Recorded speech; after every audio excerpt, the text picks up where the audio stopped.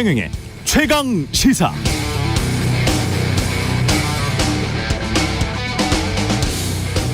네, 지난 금요일 나온 한국갤럽의 여론조사 정계 주요 인물 호감도가 나왔었는데요. 홍준표 37, 유승민 33, 오세훈과 이재명이 각각 31%로 나왔습니다. 이재명 민주당 당대표의 호감도가 가장 높았을 때가 2021년 3월이었는데 이때는 민주당 대선 후보 예비 경선 몇 개월 전입니다. 이때가 46%나 됐습니다.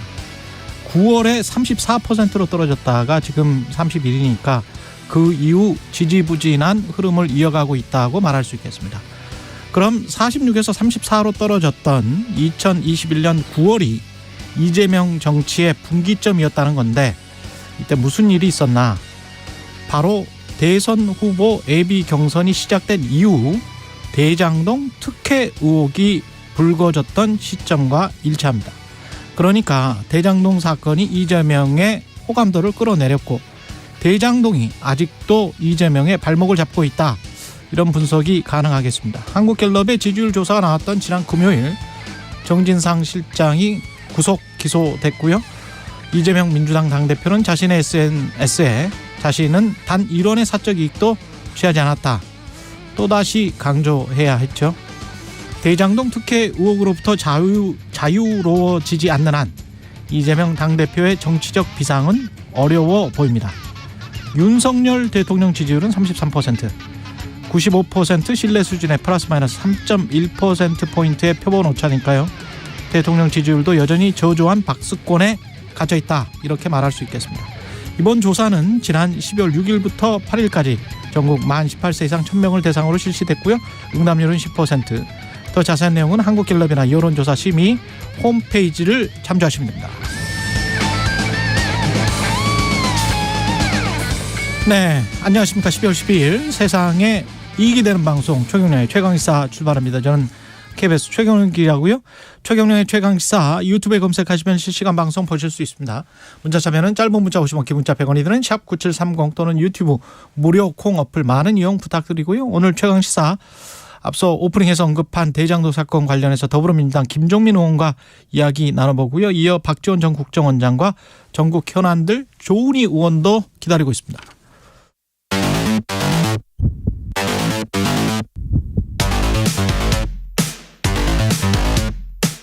오늘 아침 가장 뜨거운 뉴스 언박싱. 네, 뉴스 언박싱 시작합니다. 민동기 기자, 김민아 평론가 나와 있습니다. 안녕하십니까? 안녕하세요. 네, 주말 잘 보내셨습니까? 네. 네. 주말은 행복합니다. 또 다시 월요일이 시작됐죠? 다시 또 시작이 됐습니다. 예, 금방 금요일이 올 겁니다. 예, 우리 인생이. 과연 그럴까요? 네, 모르겠습니다. 이상민 장관 해임 건의안이 본회의에서 가결이 됐네요. 예. 네, 이태원 참사가 발생한 지 43일 만입니다. 재석 의원 183명 가운데 찬성이 182, 무효 1표로 의결이 됐고요. 민주당과 정의당 무소속 의원들이 찬성표를 던졌고 국민의힘 의원들은 본회의장에서 팻말을 들고 와서 항의를 하다가 표결 직전에 집단 퇴장을 했습니다. 주호영 국민의힘 원내대표가 의원총회에서 민주당의 해임 건의안 추진은 대선 불복, 방탄국회, 이재명 대표 수사를 덮어가는 책략이다 강하게 비판을 했고요. 이재명 대표는 해임 건의안 처리가 진실과 책임의 문을 여는 출발이 될 것이다. 상반된 입장을 내놓았습니다. 아직 대통령실은 공식 입장을 내놓지는 않았는데요. 대통령실 고위 관계자가 일부 언론과 전화 인터뷰를 가졌는데 국정조사 전에 핵심 증인인 이상민 장관부터 해임하자는 야당 주장은 국정조사로 진상규명을 하자는 것과 모순이 된다. 이런 입장에는 변함이 없다. 이렇게 얘기를 했기 때문에 이 수용 불가 입장에는 여전히 변함이 없는 것 같습니다. 국민의힘과 정부 대통령실이 오늘 어제 비공개 고위 당정 협의회를 열고요. 이번 해임 건의안 통과와 예산안 협상 등 대응 방안을 논의를 했다라고 하고 이태원 참사 국정조사 특위 국민의힘 소속 위원 7명 전원은 해임 건의안에 대한 항의 표시로 위원직 사퇴 입장을 밝혔는데 다만 주호영 원내대표가 사표를 즉각 수리하지는 않았거든요. 그러니까 사퇴 의사는 밝혔는데 네. 사표는 즉각 수리하지 않았다. 예산안 협상에 약간 지렛대를 좀 남겨둔 것으로 해석이 되고 있습니다. 그러니까 이게 뭐 보면서 우리 정치는 이렇게밖에 못하는가 이런 좀 슬픈 생각이 많이 들었습니다. 늘 말은 세게 하는데요. 사실은 아주 미세하게 조정해서 또 뭔가 합의할 것 같다는 생각도 들어요. 지금 상황이. 근데 또 뭐 네. 합의하고 절충하는 게 뭐 이 정치의 역할이기도 하니까. 네. 근데 그 합의와 절충이 뭘 위해서냐, 어디로 가는 거냐 이게 중요한데. 네. 그러니까 사실 애초에 참사 직후에 이상민 행안부 장관의 부적절한 발언이나 이런 것들이 나왔을 때, 그것에 대해서 인사 조치를 하거나 자진 사퇴를 했으면 이 상황은 없었겠죠. 첫째로. 부드러웠죠. 첫째로. 네. 그러니까 두 번째로 이 민주당이 이거 국정조사 합의된 다음에 해임 건의안 던지는 게 아니고 그 네. 훨씬 전에 이상민 장관이 그런 부적절한 발언을 했을 때 해임 건의안을 내고 그 국면이 지나갔으면 그러면 이렇게 또 안 됐겠죠. 참사 43일 만이고. 그렇죠. 예. 그리고 셋째, 이 모든 이 해임 건의안이 국정조사 합의된 다음에 나오는 바람에 해임 건의안, 예산안, 국정조사 이게 다 묶여버렸지 않습니까? 근데 그 과정에서 이 묶인 실타래를 양 당이 머리를 맞대고 잘 푸는 방향으로 어떻게든지 합의를 했으면 또 어쨌든 해임 건의안을 발의하지 않았을 상황도 됐을 거고 발의를 했더라도 어떻게 표결 안 하는 상황이 됐을 수도 있고 그러니까 국정조사에 더 이제 뭐 여당이 적극적으로 임하기로 한다든지. 아니에요. 근데 여기에서 지금 빠져 있는 게 대통령실인데 그렇죠. 대통령실이 거부권을 행사를 안 하면 돼요. 근데 그게 거부권을 행사하는 게 지금 아주 상수처럼 지금 생각을 하기 때문에 그 전에 만약에 대통령이 해임을 시키거나 이상민 장관에게 자진 사퇴하라는 사인을 줬다면 이 문제는 또 해결될 수 있는 거예요. 그래서 예. 제가 그 전까지 상황에 대해서 애초에 자진 사퇴하거나 인사조치 했어야 된다 이렇게 말씀드린 거고 예. 거기까지가 이제 지금까지에 이르는 과정의 아쉬움입니다. 그럼 앞으로 어떻게 최악의 시나리오와 최선의 시나리오가 있어요. 최선의 시나리오는 대통령이 국회 해임 건의를 수용하고 이상민 장관에 대해서 어쨌든 인사조치를 하고 그리고 여당도 국정조사에 임하고 대신에 이렇게 한 과정에 대해서 이제 민주당에 대해서 뭐 어떤 비판을 하거나 이런 것들이 가능하면 제 생각에는 풀리는 것이고 그게 아니라 서로의 탓을 하면서 이 국민의힘은 국정조사에 불참하고 민주당은 국정조사까지 불참하고. 그렇죠. 네. 국정조사 불참하고 그리고 이상민 장관의 해임 이런 거는 뭐 대통령실에서 뭐 대통령이 거부권을 받아들이지 행사하고. 않고 네. 사실 엄밀히 말하면 뭐 거부권 행사도 아닙니다. 그냥 수용 안 하는 것이지. 그리고 이제 그런 과정에서 국정조사의 결과를 놓고 국민의힘은 반쪽짜리라 우리는 모르겠다 뭐 이렇게 얘기를 하고 예. 이게 최악의 시나리오거든요. 이 최악의 시나리오로 가지 않도록 아직 뭐 남아 있으니까 좀 머리를 맞대고 해결하는 그런 모습을 보여주었으면 좋겠습니다.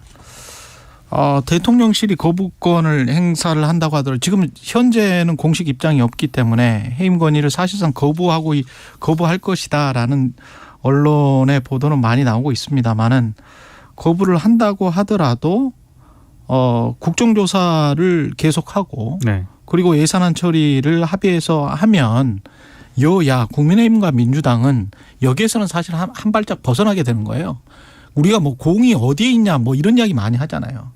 테니스를 칠 때 공이 상대방 코트에 있다라고 하는 건데 이 해임안 건의와 관련해서는 우리 한국 언론이 이제까지 항상 그런 말을 해왔거든요. 그러니까 국회에서 뭘 하면 대통령실 또는 청와대로 공이 이제 갔다. 그래서 청와대의 입장이 중요하다. 뭐 이렇게 했거든요. 근데 대통령실의 입장과 관련해서는 무조건 거부권 행사가 마치 정당한 것처럼 비춰지고 있어서 그렇게 보도가 되고 있어서 그건 좀 의아합니다. 예. 기존의 보도와는 좀 양태가 다른 것 같아요. 공이 지금 대통령실이나 예. 대통령으로 넘어갔다라고 언론들이 하고 있는데 예. 사실 이태원 참사 국정조사는 물론이고요. 그 내년도 예산안 있지 않습니까? 그 여야가 협상을 할 때부터 이니셔티브는 대통령실이 쥐고 있었다. 그러니까 이게 저는 문제인 것 네. 같다는 거죠. 국민의힘과 민주당은 따로따로 본인들이 챙길 거는 챙기고 합의해 줄 거는 합의하고 그러면서 국회를 운영할 수도 있을 것 같은데 네. 자꾸 이 이상민 장관 해임안이 왜 예산안이랄지 국정조사와 연결이 돼야 되는 건지를 잘 모르겠어요. 그 논리 자체가 저는 이해가 잘 안 돼요. 사실은. 문제는 이제 거기서 많이 꼬여가지고 네. 이게 협상이 잘 안 되는 가장 큰 원인이라고 저는 생각을 합니다. 그리고 이제 대통령실의 그러한 기류와 그리고 그러한 이제 뭐랄까요 강력한 의지가 있기 때문에 이상민 장관을 지켜야 되고 국정조사를 수용한 것도 사실은 마음에 들지 않는다. 이런 강력한 어떤 의지 표명이 있기 때문인지 장제원 의원 같은 경우에는 이런 주장을 하고 있습니다. 뭐 윤핵관 중에 윤핵관이다 이렇게 평가가 되는 분인데 페이스북에 이렇게 썼어요. 애초에 국정조사에 대해서는 합의해줘서는 안 될 사안이었다. 민주당은 정치라는 탈을 쓰고 가슴에는 칼을 품고 다니는 정치 자객들이다. 우리가 또 당해봐야 민주당의 실체를 알 수 있는 게 아니지 않느냐 이렇게 썼는데 그러니까 애초에 국정조사 합의해 준 게 잘못됐다예요. 그러니까 주호영 원내대표에 대해서 공격을 하고 있는 거죠. 이런 모습들이 그냥 장제원 의원 혼자만의 의견인가 이런 의문도 있는 거거든요. 그런 의문이 나올 수밖에 없는 국면인데 아니다라는 거를 보여줬으면 좋겠습니다. 국정조사는 해야 된다. 그리고 최선을 다해서 이 이태원 참사가 재발하지 않을 수 있는 그리고 그러한 것들을 지금 벌어진 상황들을 제대로 정치권이 다룰 수 있는 그런 기회를 만들어야 된다라는 거죠. 예. 그리고 12구 이태원 참사 관련한 유가족 협의회가 출범을 했습니다. 네, 유가족들로 구성된 협의체가 이제 드디어 출범을 했는데요. 이 협의체는 미온적인 정부의 진상규명 의지를 규탄을 하면서 이상민 장관 파면을 촉구했습니다. 그리고 이상민 장관의 해임 건의안이 어제 국회가 통과가 된 것에 대해서는 환영 입장을 밝혔는데요. 유가족 협의체는 국회 국정조사와 성역 없는 수사 그리고 유가족 소통 공간과 희생자 추모 공간을 마련해 줄 것을 요구를 했고요. 2차 가해 적극 대처 등도 요구를 했습니다. 참사 희생자 97명의 유가족 170명으로 구성이 됐고 향후 별도 법인으로 등록을 해서 정부와 국회, 지자체 등을 상대로 목소리를 낼 계획이라고 하는데요. 특히 정부를 향해서 참사 피해자들 간 소통을 좀 보장해달라 이런 점을 기자회견에서 상당히 강조를 했습니다. 특히 참사 이후 한 40여일 동안 유가족들 연락처를 확보하기 위해서 여기저기 굉장히 많이 돌아다녔는데 이 연락처 구하는 게 상당히 어려웠다 이런 점을 호소를 했고요.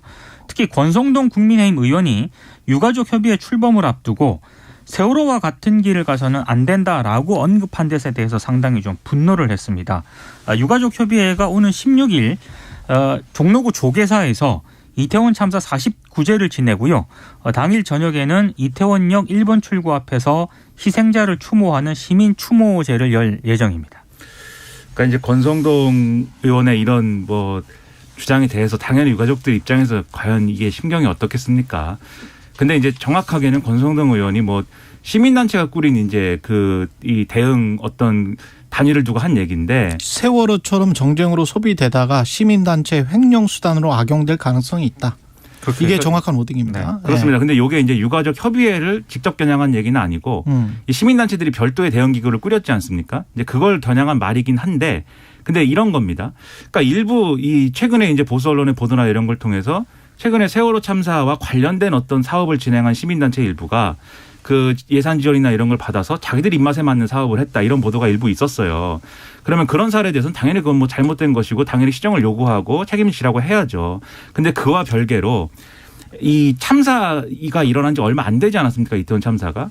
그런데 그게 이전에 세월호 참사가 왜 그렇게 정치화되고 정쟁화됐는지를 돌이켜보면 초반에 세월호 참사가 일어난 직후에 그때 당시에 정권을 잡았던 새누리당 그리고 박근혜 정권이 이 참사에 대해서 제대로 대응하지 않고 오히려 이 유가족들을 오히려 어떤 정치화된 어떤 사람들로 몰고 비난하고 거기서부터 사실 시작이 된 거예요.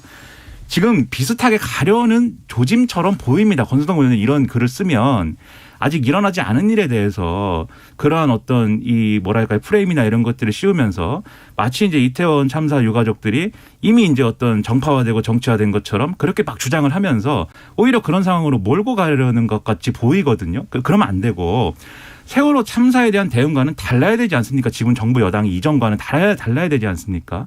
그 점에 좀 더 방점을 찍어서 좀 더 유가족 협의회 모처럼 꾸렸으니까 좀 더 대화 소통을 강화하고 여당 의원들이 직접 만나고 또 대통령께서 관저에 이분들을 초대도 하고 이러면서 풀어나가야지 이분들을 벌써부터 한쪽으로 이렇게 몰아넣어서 그렇게 얘기하는 것은 제가 볼 때는 정말 큰 잘못이다라고 생각을 합니다. 그리고 이분 세월호 유가족 중에서 정당원이 얼마나 있는지는 모르겠습니다. 권성동 의원은 오랫동안 정당원을 한 분이잖아요. 네. 그리고 세월호 때도 마찬가지로 그 방송법도 어겼지 않습니까? 예, 청와대 수석이 KBS 보도국장한테 전화했다가 방송법도 어긴 사례가 있고. 이정현 전 수석. 예, 대국적으로인지 대승적으로인지 도와달라고 해가지고. 세월호처럼 정쟁으로 소비되다가의 이 말은 정치인이 정쟁으로 비화시키는 거예요. 그렇죠. 정치는 가장 정파적인 것이고 정파적인 게 당연합니다. 근데 자신의 잣대와 자신의 관점으로 시민들, 유가족도 정치적이겠지라고 지금 규정하고 단정하면서 몰아가는 듯한 인상이잖아요. 이거는 상당히 모욕스러운 거죠. 제일 예. 사태 해결에 도움이 안 되는 자세입니다. 이런 게. 이렇게 하면 안 돼요. 예. 오히려 본인의 정치색을 벗어나서 이 사건의 진실을 제대로 보려고 마음을 가지고 겸손한 자세로 우리는 보겠다. 진실을 규명하겠다. 이렇게 가는 게 여당 중진 의원의 자세로서 합당하지 않을까요? 그래야 그렇습니다. 국민의 지지를 받지 않을까요? 서해 피격 사건 관련해서는 서해 공무원 피격 사건 관련해서는 서훈 전 실장이 구속 기소됐는데 보고 지금 은폐 여부가 쟁점이라고 합니다. 근데 이제 그 검찰이 서훈 전 실장에 대한 구속영장을 청구를 하지 않았습니까? 이 청구서를 어제 오늘 일부 언론들이 이제 많이 보도를 했는데요. 서훈 전 실장이 고 이대준 씨 피살 다음 날인 2020년 9월 23일 오전 1시에 청와대 안보관계 장관 회의를 열지 않았습니까? 이 회의에서 은폐를 결정을 했다. 이렇게 검찰이 기재를 했습니다. 그리고 검찰은 당시 회의에서 서훈 전 실장이 했다는 보안 유지 지시가 은폐 목적이라고 했고요. 이 회의 전후에 문재인 전 대통령에게 보고가 이루어지지 않았다라고 구속영장 청구서에서 적은 것으로 일단 확인이 됐습니다. 그래서 사건을 은폐하려는 차원에서 문재인 전 대통령에게 매일 전달되는 이른바 1일 안보 상황 보고 문건에도 서해 사건 관련 내용을 빼라고 지시했다라는 게 검찰의 판단인데요. 근데 이게 약간 논란이 제기될 수밖에 없는 게 지난 10월 감사원 감사 결과와 약간 배치되는 측면이 있습니다. 어떤 부분이 그러냐면 그 당시 안보실이 서해 공무원 이모 씨가 북한 해역에서 발견됐다는 보고를 처음 받았고 그리고 그날 오후에 문재인 전 대통령에게 최초 서면 보고가 이루어졌다. 이게 감사원 감사 결과에서도 확인이 된 그런 내용이거든요. 근데 검찰의 구속영장 청구서는 이 감사 결과와도 약간 배치되는 그런 측면이 있고요. 그리고 일단 서훈 전 실장 측에 따르면 당시 오전 1시에 1차 안보관계 장관 회의를 열었고 회의 논의 상황은 같은 날 오전 서훈 전 실장이 당시 노영민 전 대통령 비서실장과 함께 문재인 전 대통령에게 직접 대면의 구두로 보고했다. 이렇게 지금 주장을 하고 있기 때문에 검찰의 판단과 감사원 감사 결과 그리고 서훈 전 실장 측의 주장이 조금씩 다른 측면이 있습니다. 그러네요. 그러니까 이게 지난번에도 제가 지난주에 말씀드렸듯이 우리 국민이 어쨌든 북한 해역에서 이제 살해당했다라고 한다면 그 맥락이 자진 월북에 의한 것이든 본인이 어쨌든 표류한 것이든 그것은 어쨌든 북한과의 관계를 뭐 의식해가지고 뭐 그걸 자진월북이라고 만든다든지 그런 건 설명이 안 되거든요. 왜 그렇게 했어야 되는지. 그러니까 검찰의 기소 내용은 처음에는 은폐하려고 했다라는 겁니다. 그래서 은폐하려고 남북관계를 의도해가지고 아예 은폐하려고 했는데 이게 일부 뭐 언론에 보도가 되고 포착이 되고 뭐 이러면서 그러면서 자진월북이라든지 이런 걸로 이 틀을 바꿔가지고 수습을 한 것이고 내지는 말아야 될 어떤 보도자료를 내고 뭐 이런 틀이에요 지금. 그러면 결국은 이제 그 은폐하려고 한 의도가 실제로 성립이 되느냐 이게 이제 핵심 쟁점이 될 것 같은데. 그 반대의 진실은 무엇이냐 그렇다면. 그렇죠. 예. 반대의 진실은 정말로 은폐하려고 했던 것은 무엇이고 근데 이게 드러나 버렸어요. 그 다음 날에. 그렇죠. 그러면 은폐하려고 했던 그 진실은 무엇이고 그 반대의 진실은 무엇이냐. 그럼 그때의 진실은 알고 있느냐 검찰이. 그렇죠. 근데 그런 것들을 판단하겠다는 것이고 그리고 지금 주목할 만한 게 이 9일날 구속 기소된 거잖아요. 서훈 전 실장이. 근데 이제 이 구속 기소 내용에는 일단은 그 자료 100% 조정이라고 하는 거 있지 않습니까? 군의 정보망에 들어있는 자료나 이런 것들에 대한 삭제 지시를 했다 등등. 이 내용은 이제 기소 내용이 안 들어가 있고 이거는 지금 수사 중이라는 겁니다. 그러면 이게 지금까지 이제 은폐 기도였다라는 것에 있어서는 문재인 전 대통령한테 보고 안 했다라고 지금 검찰은 보고 있는 거거든요. 그런데 이 자료 삭제 지시와 관련된 수사를 진행하면서 지금 이 내용과 연계된 것들이 또 나올 수가 있지 않습니까? 과연 그 과정에서 검찰이 기존의 틀을 바꾸는 것인지 이런 것들은 앞으로 주목해서 지켜봐야 될 것으로 보이고. 문재인 전 대통령은 최종 보고 받았다라고 지금 이야기를 하고 있는 거예요. 그래서요. 네. 그렇죠. 근데 이제 그 받았다는 보고가 그럼 뭔지 어떤 맥락인 것인지 이걸 서면 조사나 이런 걸로 하는 것인지 등등이 앞으로 중요하게 좀 다뤄질 것 같습니다. 쟁점이다. 예. 뉴스 언박싱 민동기 기자 김민아 평론가였습니다. 고맙습니다. 고맙습니다. KBS 1라디오 최경영의 최강시사 듣고 계신 지금 시각 7시 39분입니다. 날씨 정보입니다. 오늘 오후부터 밤사이 중부지방과 또 전북, 영남에 비나 눈이 내리겠습니다. 저녁에 기온이 내려가면서 눈으로 바뀌면서 비나 눈이 혼재되는 곳이 꽤 있겠습니다. 도로가 미끄러울 수 있겠습니다. 퇴근길 교통안전에 유의하셔야겠습니다. 제주도는 오전부터 약간의 비가 뿌려지겠습니다. 눈 내리는 지역에서는 짧은 시간 동안 강하게 올 수 있어서 이 점도 유의하시기 바랍니다. 한편 강원 동해안에는 건조특보 예보가 발효 중입니다. 내일은 오후부터 밤사이 많은 눈이 내리겠습니다. 중부 지역 최대 7cm가량 오겠고요. 서울도 내일은 1에서 3cm 정도의 예상 적설량이 잡혀 있습니다. 그리고 내일 오후부터 찬 공기가 유입돼 모레는 서울의 아침 기온이 영하 10도까지 내려가겠습니다. 오늘 예상 적설량을 살펴보면 경기 북부와 동부 1에서 5cm, 충청, 전북, 경북 1cm가량 오겠습니다. 황사의 영향으로 오늘 밤 우리나라 서쪽을 중심으로 미세먼지 농도가 높아질 수 있겠습니다.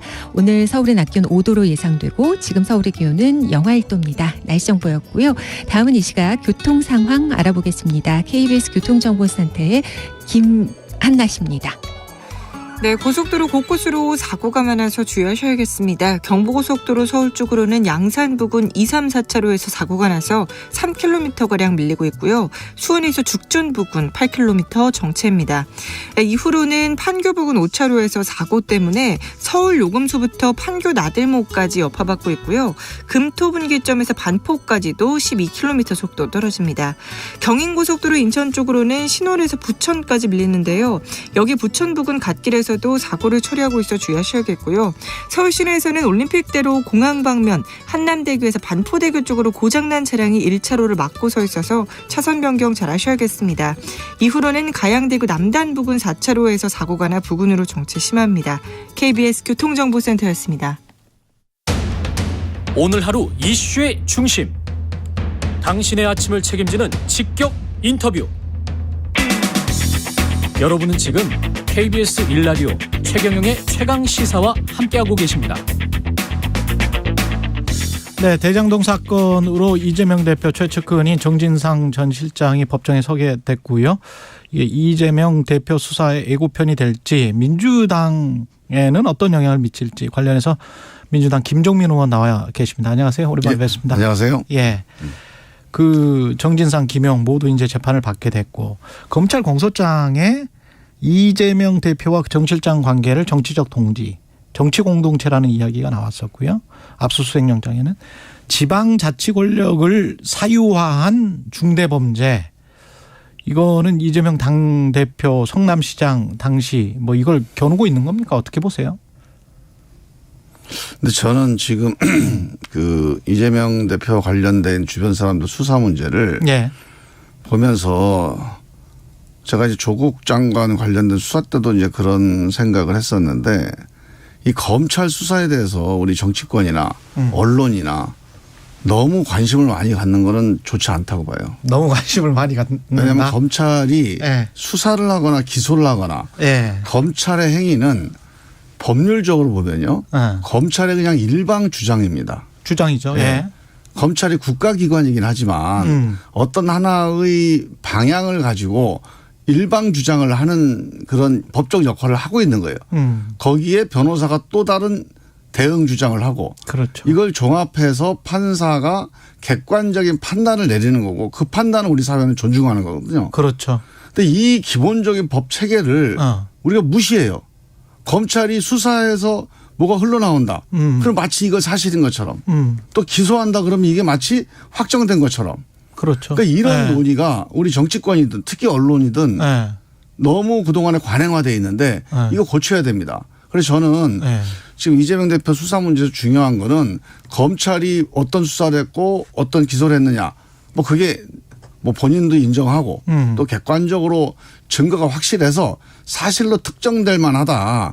이런 수준에 이르면 뭐 그걸 가지고 이제 우리가 어떤 판단을 해볼 수도 있지만 지금은 본인들이 강력하게 부인을 하잖아요. 저는 모르겠습니다. 뭐 김용 씨나 정진상 씨가 돈을 받았는지 안 받았는지. 그러나 검찰이 주장하거나 유동규 씨가 주장하는 것도 우리가 배척할 수가 없고 또 본인들 당사자들이 안 받았다고 하니까 배척할 수도 없는 그런 상황 아니겠습니까? 그래서 저는 이 문제는 그 이후에 증거와 또 재판에서의 판단 이런 것들을 기다려보는 게 좀 맞는 거라고 보고 이 개별 사안들 그 단계마다 이걸 가지고 우리가 토론을 한다는 게 사실관계를 모르잖아요. 우리 KBS도 모르고 민주당도 몰라요. 그래서 이 문제를 가지고 토론하는 게 저는 바람직하지가 않고 좋은 결론이 안 나와요. 정확한 결론이 안 나옵니다. 확정된 것은 없지만 정치적으로 타격이나 영향을 받고 있는 것은 분명하지 않습니까? 그래서 저는 이제 그 점은 우리가 고민할 필요가 있죠. 이게 이제 사실관계가 유죄냐 무죄냐 또 검찰의 일방 주장을 놓고 우리가 그거 잘했냐 못했냐 따질 필요가 없고 어떻게 대응할 것이냐는 자, 이 문제에 대해서 민심이 어떻게 가느냐 이 문제가 우리한테 되게 중요한 문제입니다. 근데 저는 여기서 이제 걱정스러운 게 자, 윤석열 정부나 뭐 검찰도 거의 이제 지금 보면 검찰총장 출신 대통령 밑에서 사실상 이제 정치검찰 성격이 너무 강하잖아요. 그래서 사실은 이제 민심에 어떤 메시지를 던지는 거예요. 수사 과정이기도 하지만 민심에 어떤 메시지를 던지는데 저는 윤석열 정부 여당의 메시지는 크게 난 두 가지라고 봅니다. 하나는 야당이 180석에는 자꾸 발목을 잡아서 일 못하겠다. 이 발목 잡기 프레임을 만들어가는 것. 그다음에 또 하나는 저기 죄져 놓고서 방탄한다. 방탄정당이다. 이 민주당을 발목 잡기 정당, 방탄정당으로 몰고 가는 게 전 정부 여당의 기본적인 목표라고 봅니다. 그래서 여론 재판을 시도하는 것이. 그렇죠. 그런 방향으로 여러 가지 정치적 행위들을 하는 거죠. 그러면 검찰 수사도 거기에 동원될 수가 있겠고 이런 여러 가지 여야 협상들 예산안 동원되죠. 우리는 민주당은 이 발목 잡기 정당 방탄정당 이 공세를 어떻게 효과적으로 막아내서 국민들에게 그렇지 않도록 보이고 우리가 대안정당이 되고 뭔가 선도정당으로 민생정당으로 전달하느냐 이게 사실은 우리 민주당의 가장 큰 관건이죠. 근데 국민의힘에서는 이렇게 이제 주장을 해요. 이게 검찰 수사 때문에 촉발된 거냐. 민주당의 대선 예비 경선 때 민주당 내에서 나온 문제 아니냐. 그렇게 이제 국민의힘은 지적을 하고 있습니다. 그래서 민주당 내부에 지금 어떤 분열이나 내분이 있는지 없는지는 저는 모르겠습니다만 만약에 그런 게 있다면 그거는 그때 예비 경선 때 이른바 나경계와 재명계가 붙으면서 나왔던 그게 이제 검찰이 나중에 수사를 하게 된 거지 어떻게 이게 검찰 탓이냐 뭐 이렇게 지금 주장을 하잖아요. 그러면서 이제 당내 분위기가 묘하게 흘러가는 게 있단 말이죠. 지금 분명히. 언론에서도요. 그런 말도 안 되는 얘기에 관심 갖지 마시고. 말도 안 되는 그거는 이미 대선 경선 때 다 나왔던 얘기예요.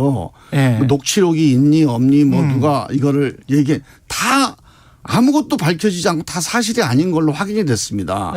이제 그거는 정영학이라는 사람이 뭔가 자기 녹취록을 가지고 정치권이나 언론사들 다 접촉하면서 이런저런 얘기를 하는 과정에 나왔던 얘기고 저는 그 점이 경선 때 논쟁이 안 될 수가 없죠. 언론에 보도가 되니까. 그 논쟁이 되는 거예요 당연히. 근데 그 논쟁으로 끝난 겁니다. 경선 이후에도 계속 민주당 내에서 일부 세력이 이거를 계속 문제를 삼아서 여기까지 온 게 아니고 그 이후에는 이게 수사가 된 거예요. 그리고 그게 핵심에 하는 유동규라는 사람이 있는 겁니다. 이 유동규라는 사람이 이재명 시장의 수하였는데 이제 부하 직원이면 또는 정치적으로 임명된 인사였는데 이 사람이 대장동 일당의 범죄에 가담해 있는 거예요. 그리고 또 하나는 심지어는 이 양반이 이재명 시장이나 정진상 씨 같은 측근들을 공격하고 있는 겁니다. 이게 문제가 커지게 된 가장 근본적인 원인이고 경선 때 있었던 갑론을박 뭐 정치적인 공박은 사실 경선 때 이미 다 끝난 거거든요.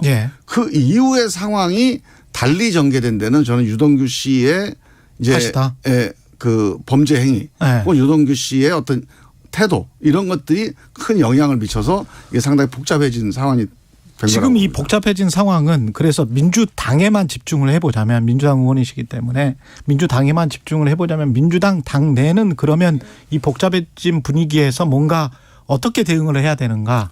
그러니까 이게 이제 당대표와 당의 분리 뭐 이런 이야기까지 나오고 있습니까? 그러니까 늘 이런 사안이 되면 이제 여당이 예를 들어서 야 이거 니들끼리 싸운 거 아니냐 무슨 검찰이 무슨 이걸 주도한 게 아니다 이렇게 갈라치기 하는 거거든요. 이런 갈라치기나 아니면 이거에 대한 대응을 놓고 어떻게 대응할 거냐. 이 방탄정당하면 안 된다. 또는 우리가 단합해서 막아야 된다. 이런 쟁점들로 우리 민주당 내에 이견이 있는 거죠.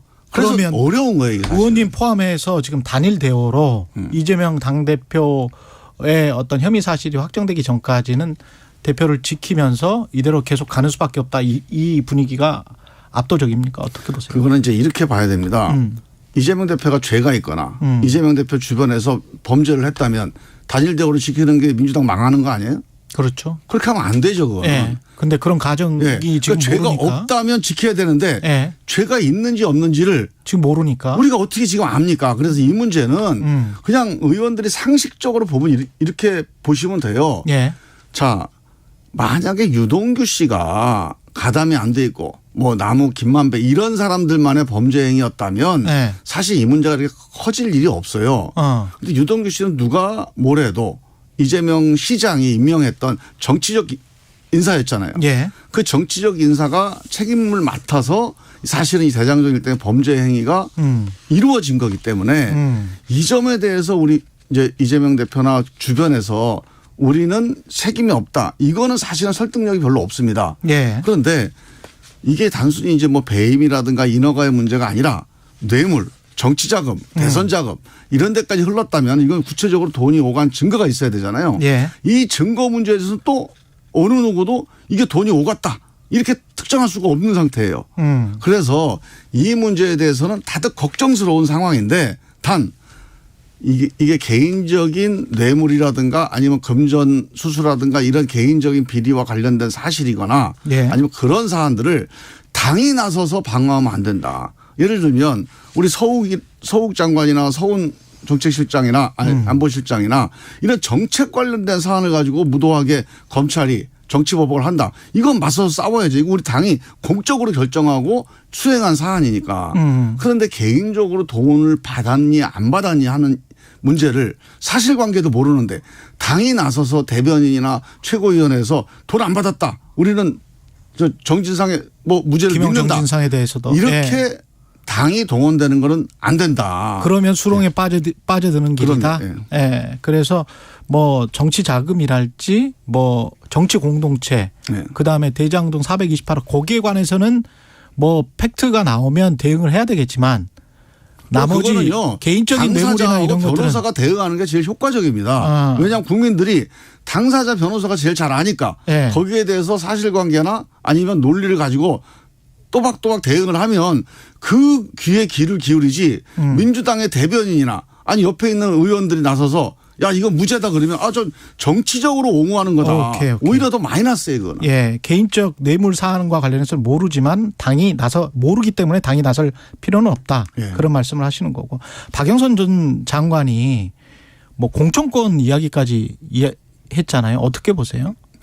그거는 좀 맥락이 약간 두 가지 맥락이 있는데 원래 박영선 장관의 지론이 오픈 프라이머리입니다.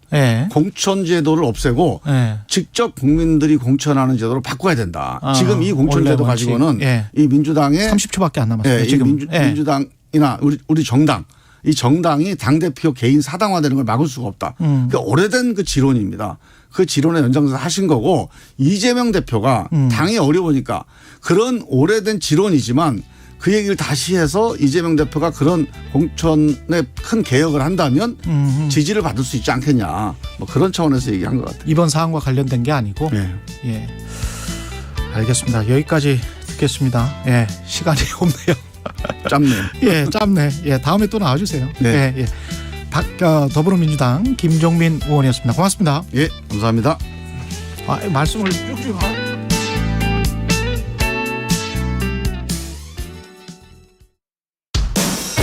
대한민국 산업을 이끄는 기업인 여러분, 글로벌 복합 위기의 시대에 여러분의 기업은 안녕하신가요? 도움이 필요하다면 언제든 산업통상자원부 무역위원회의 문을 두드려 주십시오. 정상가 이하로 덤핑 수입된 물품에는 덤핑 방지 관세를, 부당 보조금을 받은 수입품에는 상계 관세를, 지식재산권 침해, 영업 비밀을 침해하는 물품에는 시정조치 명령과 과징금 부과를, 국내 산업의 무역 안전망, 무역 구제제도가 지켜드립니다. 자세한 사항은 산업통상자원부 무역위원회 홈페이지를 참고하세요. 겨울을 영어로 하면 윈터. 그럼 우리 모두가 행복한 겨울은 윈윈터지. 한겨울의 동행축제 윈윈터 페스티벌. 이거 맛있겠다. 맛있게 드세요. 대박. 이건 못 참지. 우리의 두근두근 득템 좋아요가 소상공인의 아자아자 뿌듯함 행복이 된다. 온라인으로 주문하셨죠? 모두가 이득 행복이 가득. 한겨울의 동행축제 윈윈터 페스티벌. 중소벤처기업부. 버려지는 가전제품도 소중한 자원이 될 수 있다는 사실 알고 계시나요? 그렇다면 폐가전제품은 어떻게 버려야 할까요? 하나, 새 가전제품을 구입할 때 판매자에게 기존 제품 수거 요청하기. 둘, 대형 폐가전은 콜센터 1599-0903으로 전화해 무상 방문 수거 신청하기. 셋, 소형 폐가전은 종량제 봉투 대신 자원순환 실천 플랫폼을 검색해서 내 집 앞 폐가전 수거함에 넣어주기. 순환되는 자원으로 온실가스 발생을 줄일 수 있도록 폐가전 제품 재활용에 동참해주세요. 이 캠페인은 탄소 중립을 선도하는 한국환경공단과 함께합니다. 앞만 보면서 달려왔어요. 누구한테 뒤질세라, 경쟁에 밀릴세라, 자기 자신을 엄청 들들 볶으면서 채찍질하면서 그야말로 번아웃에 몸과 마음의 배터리가 하나도 안 남아있는 상황에서 더 이상 이렇게 살 수는 없다. 2022 KBS 연중기회 기억을 기록하다. 그대의 상처에 변치 않는 이 바다와 오름과 산이라는 숲이라는 이 자연의 그 위대함과 자연의 거대함과 자연의 영원함에 비해서 걸으면서 그냥 정말 롤멍 시멍 걸으멍 쉬멍 하겠다. 똑같은 길을 걸어도 계절에 따라서 날씨에 따라서 동행에 따라서 또 그 즈음에 자기 마음 상태에 따라서 굉장히 길이 달리 보이고 달리 느껴지고 또 올레길을 완주하는 또 기쁨도 있고 성취감도 있겠지만 뭐 완주 못하더라도 반만 걷고 천천히 걸으면서 그냥 정말 롤멍 시멍 걸으멍 쉬멍 하겠다. 중간에 왜 아름다운 바다를 보고 한적한 새들이 지저귀는 숲 그런 데서 또 좀 잠시 앉았다 가고 싶고 또 탁 트인 오르면서 멍 때리고 싶고 사람마다 자기 길은 스스로 주체적으로 즐기기에 달려있다고 봅니다. 길의 주인이 자기가 돼야죠. 제주 올레길을 만든 성명숙 이사장은 기억합니다. 숨 돌릴 틈 없이 치열하게 달렸던 2022년. 소박하고 느리게 때론 천천히 걸어도 충분합니다. 당신과 대한민국의 기억 KBS가 기록합니다.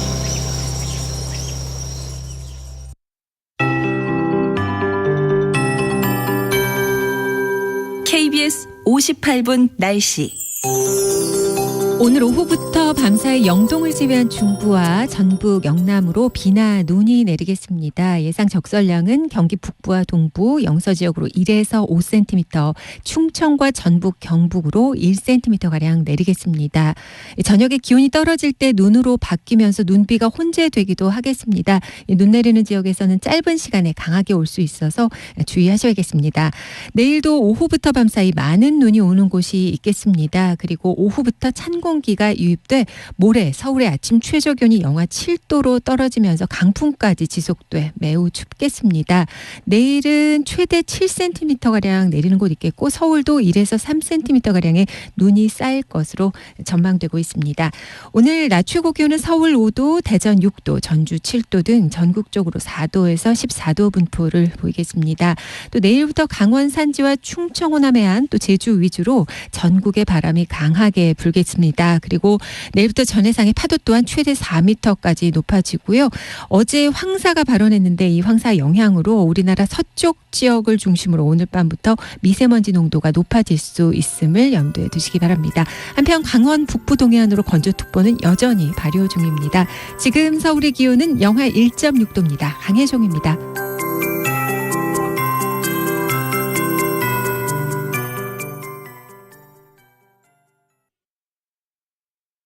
정성을 다하는 국민의 방송 KBS가 8시를 알려드립니다. AM 711kHz, FM 97.3MHz, KBS 1라디오입니다. HLKA.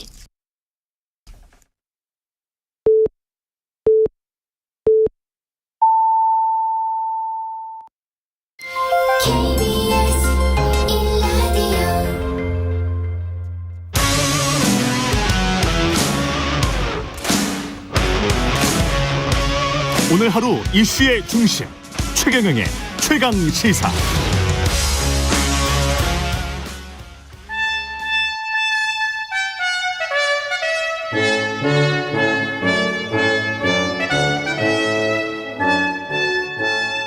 영원한 현역 박지원 전 비서실장과 함께하는 고품격 정치 토크 박지원의 정치의 품격 시즌2 박지원 전 국정원장 전 대통령 비서실장 나와 계십니다. 안녕하세요.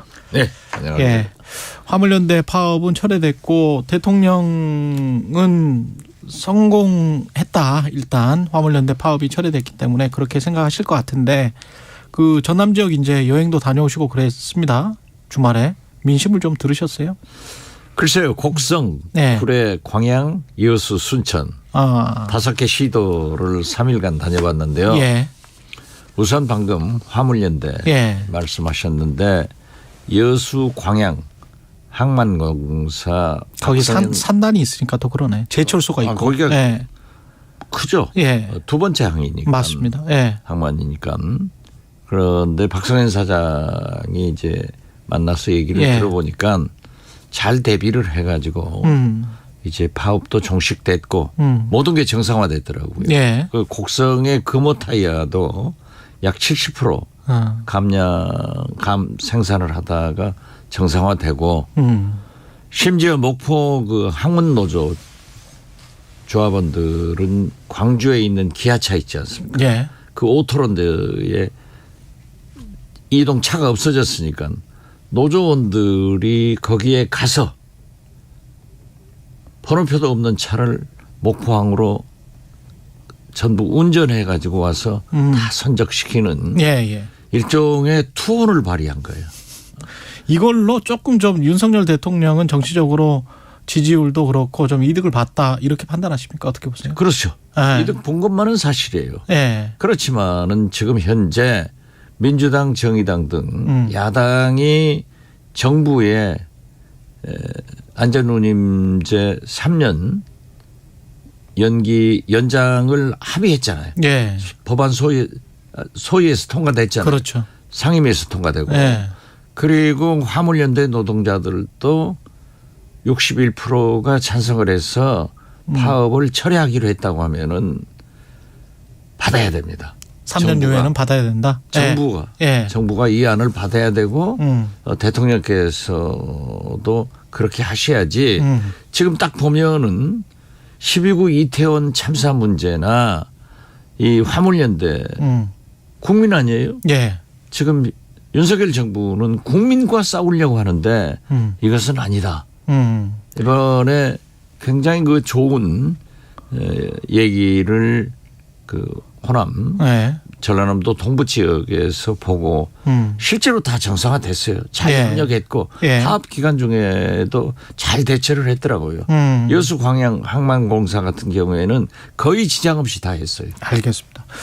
해임 건의안 관련해서는 어떻게 보세요? 거부권을 행사할 거라고 보십니까? 뭐 거부권 행사한다고 언론에 또 국민의힘에서도 얘기를 하지만은 안 하셔야 됩니다. 그것도 안 해야 된다. 대통령께서 문제가 있는 것을 풀어가셔야지 문제를 자꾸 만들어 가시면은 나라가 어디로 갑니까? 그리고 이상민 장관 스스로가 자기 고등학교 대학 선배가 대통령을 하신다고 하면은 자기가 먼저 물러갔어야 돼요. 자, 저 물러가겠습니다. 정무직이라고 하는 것은 저 물러가겠습니다 하고 집에서 안 나가면 되는 거예요. 출근 안 하면 되는 거예요. 정무직이라고 하는 것은 그 말로 전부 끝나는 거예요. 직업 공무원은 사표 내고도 수리 안 됐는데 출근 안 하면은 처벌받는 거죠. 근데 본인이 지금 안 나가려고 하는 걸까요? 글쎄, 아니면 대통령이 이상민 장관의 어떤 그건 옳지 않다. 옳지 않다. 네, 그렇죠. 대통령의 성공을 위해서는 후배인, 측근인 자기가 스스로 해줘야죠. 거듭 말씀드리지만은 김대중 대통령 5년 예. 인수위까지 5년 1개월간 저는 6번 나갔습니다. 좋은 의미로든지 나쁜 의미로든지. 근데 7번 임명장을 받았어요. 그때 대통령이 가령 이상민 장관을 강하게 잡는다. 윤석열 대통령이. 그러면 장관도 못 나가는 거 아니에요? 아니 왜 DJ인들 저를 강하게 안 잡았겠어요? 이건 안 지지 않냐?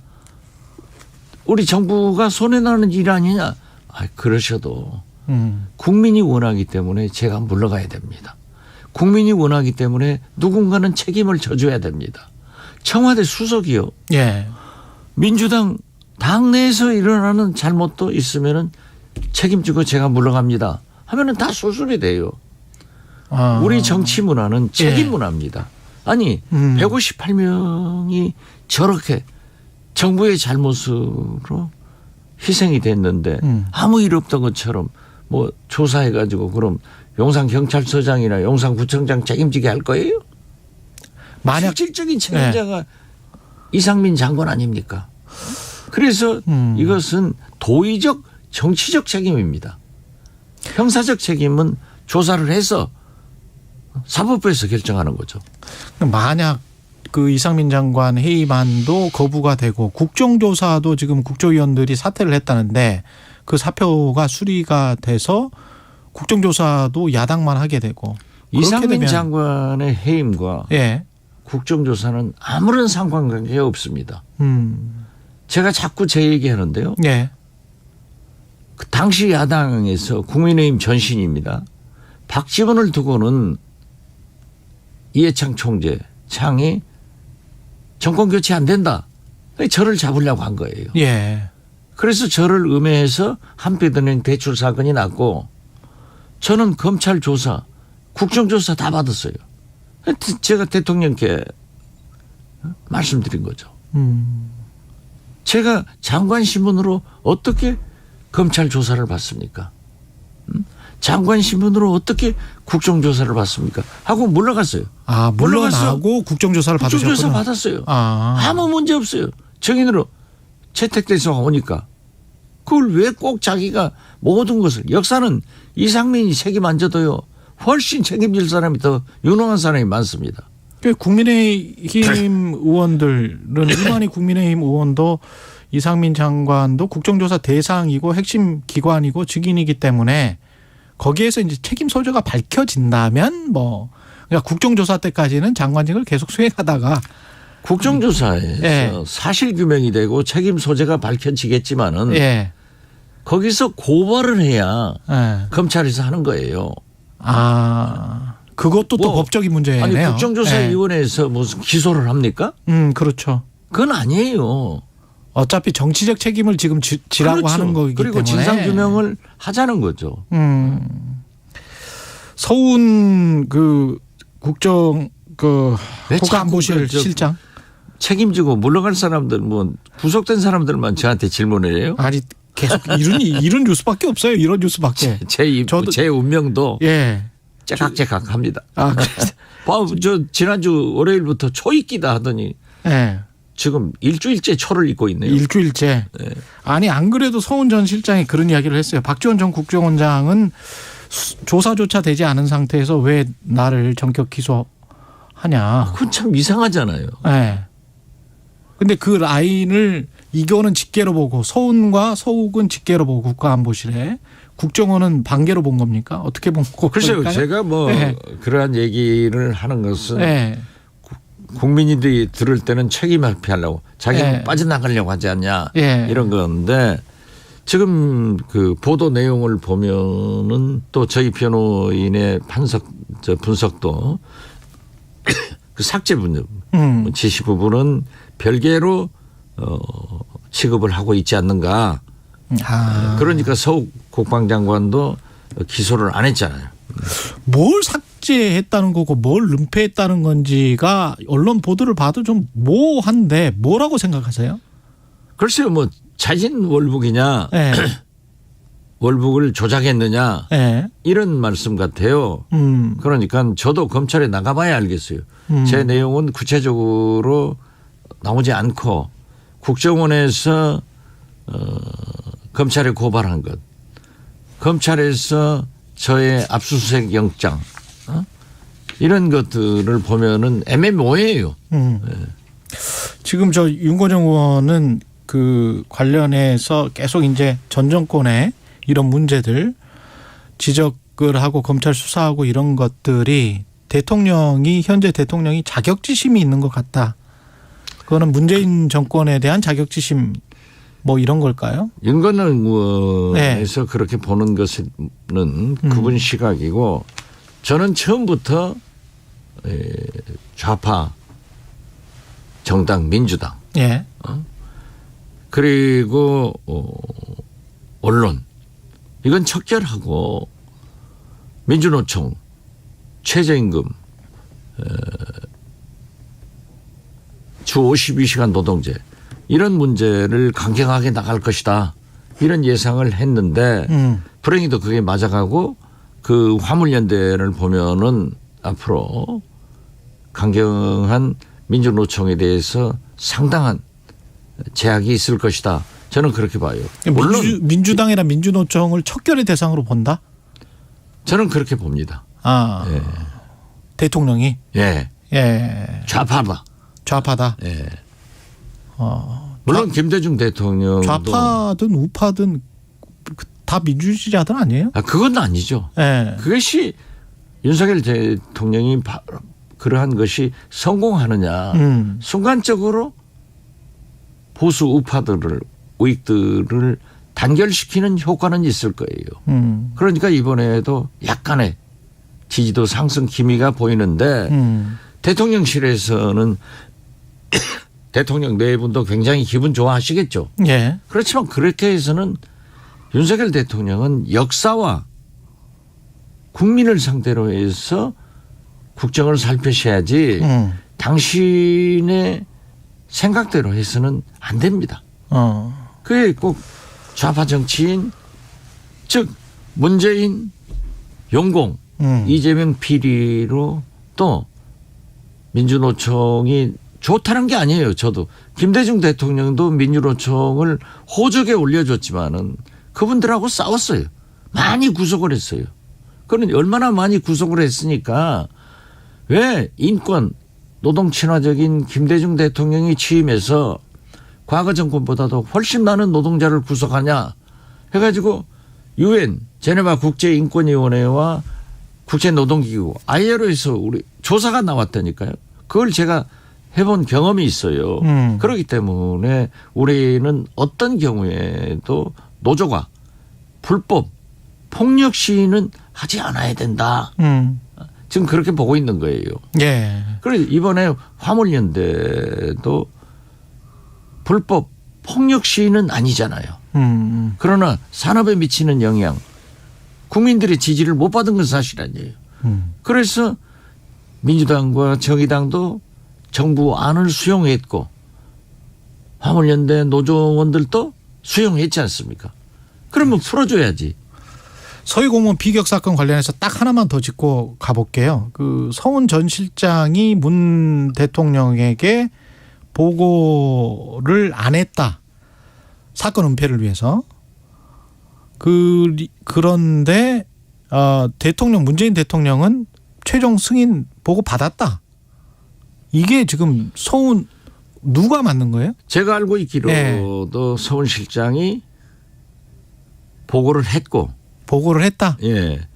또 그 관계장관 회의 후에도 보고를 해서 대통령께서 이런 지시를 하셨다 하는 것을 언론에도 발표를 했고 저한테도 안보실에서 국정원에도 얘기를 한 게 있습니다. 그래서 그래요? 저는 서훈 실장이 사전에 보고를 했고 사후 진행 상황도 보고를 했다.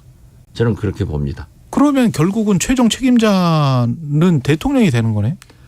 만약에 은폐를 뭔가 했다면? 대통령께서는 그렇게 말씀을 하셨잖아요. 예. 그리고 검찰 조사 결과를 보면은 서훈 실장이 최종 결정권자고 책임자다. 예. 이렇게 기소를 했기 때문에 이건 검찰에서 결정할 문제이지 저도 검찰 조사를 받으면은 제가 무슨 혐의로 어떻게 진행되는가 알지. 지금은 깜깜입니다. 깜깜. 갔다 와서 그러면 좀 더 말씀을 제가 말씀을 해주시면 여기 나와서 미주알 고주알 다 하겠습니다. 말씀을 해주시면 좋고요. 그런데 제가 갈까요? 모르죠. 알 수가 없죠. 뭐 갈 것 같습니다. 그래요? 모든 언론들이 이번 주에 간다 하니까 언론대로 가더라고요. 소화는 될 것 같다. 가야죠. 소환되면 이제 뭐 가서 이야기할 거는 다 이야기하겠다. 아니, 대한민국 검찰이 어떤 검찰입니까? 다 물을 건 물고, 박지원도 있는 그대로 사실대로 진술을 하는 것이 그렇죠. 도리 아니에요? 제가 뭐 무릎 꿇고 눈 감고 죽으려고 하겠어요? 이재명 당대표는 어떻게 해야 됩니까? 만약에 부르면 검찰이 지금 안 부르는데 왜 그렇게 이재명 뭐 어디가 뭘 하고 있습니까? 아무것도 안 나왔지 않습니까? 아무것도 안 나왔는데 아까 그 초읽기가 뭐 일주일 갔다 뭐 이런 얘기를 말씀을 하셨지만 그 이재명 당대표의 소환이랄지 뭐 기소 여부에 관련해서 뭐 임박했다라는 보도는 한 달 전부터 있었던 것 같아요. 아니 그러니까 그것은 검찰에서 결정할 문제고 그때 소환 여부를 결정하면 된다. 결정하면 되는 거지. 응하냐 안 응하냐 결정하면 되는 거지. 제가 지금 사전에 어떻게 답변을 해요? 제 운명도 제가 모르면서. 제가 무슨 뭐 지원 스승입니까? 지원 법사입니까? 아니 약간 좀 그런 측면도 있어요. 아니 그것은 정치적 공세입니다. 정치적 공세다. 그렇죠. 검찰에서도 그렇게 지금 보십시오. 이재명 대표가 뭐 이게 보통뿐이 아니에요. 모든 TV, 라디오, 신문, 인터넷 매체가 이재명을 거의 사살을 시킬 정도로 고문을 하고 있는데도 저 양반 눈 하나 깜짝 안 하고 저렇게 활동하는 걸 보면은 또 본인이 아니라고 하잖아요. 아니라고 하는 것은 믿어야죠. 그리고 그 유죄의 입증을 검찰이 했다고 하면은 우리가 받아들이지만은 아니잖아요. 그래서 그걸 해가지고 지금 유추 해석으로 1610만 표를 받은 대통령 후보 77.77%로 당선된 당대표 지금 현재에도 자기 자기 대권 후보로 1등 아니에요. 민주당 이런 분을 함부로 해서는 안 된다 이거죠. 조금 기다려 봐야 된다. 기다려 봐야죠. 한참 기다려 봐야 된다. 우리 김종빈 의원은 민주당을 살리기 위해서 저 밖에서 만나가지고 뭐라고 하시던가요? 저한테는 이재명을 살리기 위해서 한다고 하는데 이재명 살리나 민주당 살리나 똑같은 거예요. 지금 현재는 그렇게 보세요. 이재명을 살리는 것과 민주당을 살리는 거는 똑같다. 제가 이번에 그 5개 시군 이렇게 갔는데도 다 그거예요. 대선 패배에 대한 멘붕이 아직도 완전히 가시지 않았더라고요. 그러나 윤석열 노, 민주당 걱정. 윤석열은 노. 아니다. 호남 민심은 그렇다. 그렇다. 그러면서도 이재명은 민주당이 중심으로 싸워야 된다 하는 얘기를 그 많이 이야기는 하더라고요. 했거든요. 김종민 의원이 그 뇌물과 관련된 특히 뭐 김용이나 정진상 뭐 그 정치 자금이랄지 불법 대선 자금 뭐 이런 것과 관련된 거는 당에서 같이 싸워도 되지만 뇌물과 관련된 거는 개인적인 거는 거기까지 그 들어가고 개입하는 거는 아니다. 지금 안 나왔잖아요. 사실이 안 나왔으니까. 안 나왔잖아요. 그런데 왜 사실 나온 것처럼 다 얘기해요? 그래서는 안 된다 이거죠. 그러니까 아주 심플하게 정리를 하더라고요. 근데 대선 패배의 늪에서 빨리 빠져나야 된다 하는 생각들을 하면서도 윤석열 노, 민주당 걱정. 근데 그 걱정 안에 그것도 있지 않습니까? 싸워줘라. 정치적으로 만약에 검찰이 정치적으로 행동을 한다면 정치적으로 행동해서 이 사건을 뭐 내년 가을까지 끈다면 그래서 그때 뭐 1심 그 즈음에서 뭔가 더 큰 거 타격 있는 것을 내놓는다면 그게 민주당한테는 더 안 좋은 것 아닌가. 그래서 미리 대비해야 되는 거 아닌가. 그런 걱정은 있는 거 아니에요? 그런 시나리오를 민주당 내부에서는 검토할 필요가 있을 거예요. 그렇지만 그것을 국민들한테 내놓고 우리는 잡혀가기를 기다리고 있습니다. 또 다른 뭐가 나올 겁니다. 이건 아니잖아요. 왜냐하면은 최소한 정진상, 김용 이 두 분도 아니라고 하잖아요. 더더욱이 이재명 대표는 아니다 하면은 우군의 말을 믿어야 돼요? 검찰의 말을 믿어야 되나? 알겠습니다. 이건 아니지. 예. 정치 도의라고 하는 것은 같은 당원 아니에요. 무리당자예요. 다 그분들이 똑같은 사람은 아니에요. 같음을 강조할 필요는 없어요. 다름이 인정하면서 졌기 때문에 같은 당을 하는 거 아니에요. 그래도 곁에 있어줘야 된다. 이런 어려운 당연히 시기에는. 그러죠. 예, 어떤 말씀인지 알겠습니다. 예, 정치의 품격 박지원 전 국정원장 전 대통령 비서실장이었습니다. 고맙습니다. 예, 감사합니다. 예.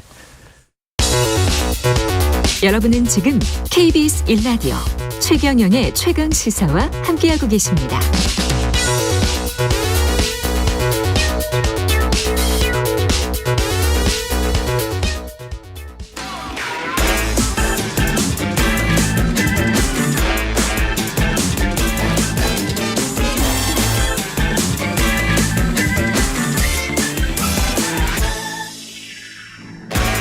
네, 놓치기 아쉬운 한 번 더 뉴스 최경영의 최강시사 한 번 더 뉴스 오마이뉴스 곽우신 기자와 함께하겠습니다. 안녕하세요. 안녕하세요. 예, 법원이 더 탐사 인터넷 매체 더 탐사의 한동훈 법무부 장관 아파트 100m 이내에는 접근하지 말아라.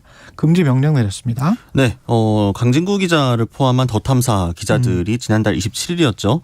한동훈 장관에게 이제 통보를 하고 별다른 동의는 받지 않은 채 거주지인 강남구 아파트를 찾았습니다. 그래서 공동현관을 통해서 자택 문 앞까지 갔고 이제 도어록을 열려고 시도를 했다라고 보도들이 나왔는데 더 탐사 측은 이제 일부러 그런 건 아니었고 초인종을 누르려다가 이제 실수로 지문 인식기가 켜진 거라고 해명은 했습니다만 어쨌든 한동훈 장관이 공동주거 침해 혐의로 고발을 했습니다. 예. 그래서 서울중앙지법이 이 스토킹 범죄를 중단하라는 취지로 서면 경고를 하고 주거지에 100m 이내에는 내년 2월 9일까지 접근하지 말라 이렇게 명령을 했습니다.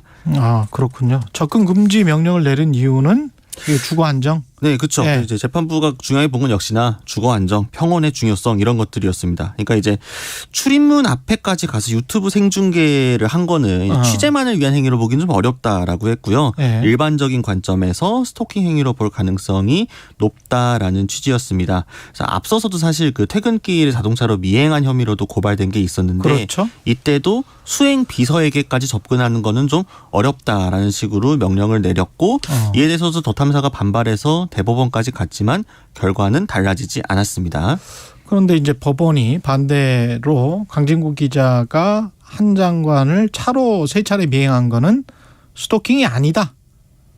네. 뭐 단정할 수 없다. 그렇죠. 예. 이제 그러니까 그 한동훈 장관 측에서 요청한 걸 법원이 다 받아들인 게 아니었습니다. 예. 일단 이 소위 청담동 술자리 의혹이라고 하는 거 요거 자체는 아직 수사 중인 사안이기 때문에 진위를 확정할 수 없고 그렇죠. 민주주의 사회에서 공직자에 대한 언론 취재 자유, 언론의 권력 감시 기능의 중요성은 거듭 강조해도 지나치지 않다. 즉, 이 부분은 취재 행위로 일환으로 볼 수 있다라는 거였습니다. 우리는 어디서 취재를 해야 되느냐?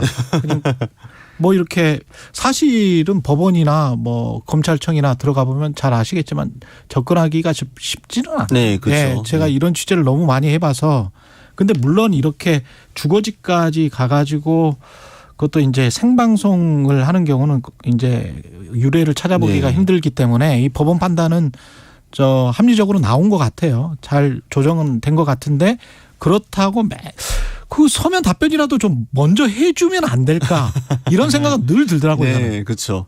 늘. 사실 취재의 요청에 응하지 않기 때문에 결국 기자들이 찾아가가지고 그렇죠. 뭘 하고 하는 건데 연락도 안 받고 응하지 않아서 문자로 이렇게 하면 거기 관련해서 답변을 한 문장이라도 성실하게 해주면 몇 문장이라도 해주면 이런 사태가 나오지가 않거든요. 네, 그렇죠. 기자들 입장에서는 특히 이제 이런 헛슬 플레이를 많이 해봤던 기자들은 느끼실 거예요. 얼마나 잘 빠져나가는지 권력들이. 예. 검찰, 법원, 뭐 재벌, 뭐 국회의원들 다 마찬가지입니다, 사실은. 그렇죠. 국회도 뭐 쉽게 들어가지도 못하잖아요. 저희는 출입증 있는 게 그나마 다행인데. 그렇죠. 출입 기자들만의 또 이게 특권이다 보니까. 그렇죠. 예. 그런 것들도 있고. 그래서 그 중간에서 밸런스를 좀 맞춘 그런 법원의 판결인 것 같고요. 네, 핸드폰 연락 같은 것도 괜찮다라고 했습니다. 그렇죠. 핸드폰 연락 같은 것도 당연히 그거는 괜찮은 거죠. 예.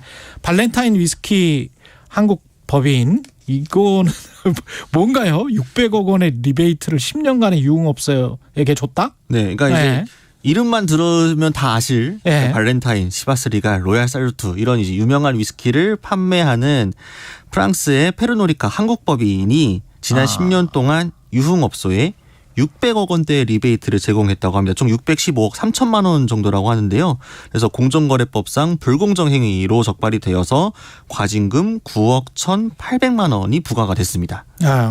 600억 정도를 어떤 방식으로 줬다는 거예요? 그러니까 이제 그 유흥 소매업소들이 이제 가게를 운영하다 보면 자금이 필요한데 일단 이 자금을 4% 정도 이자로 빌려줍니다. 4% 이자로? 네, 이자를 일단 빌려주고 그다음에 우리 회사의 위스키를 너네가 많이 사주면 그걸 까줄게.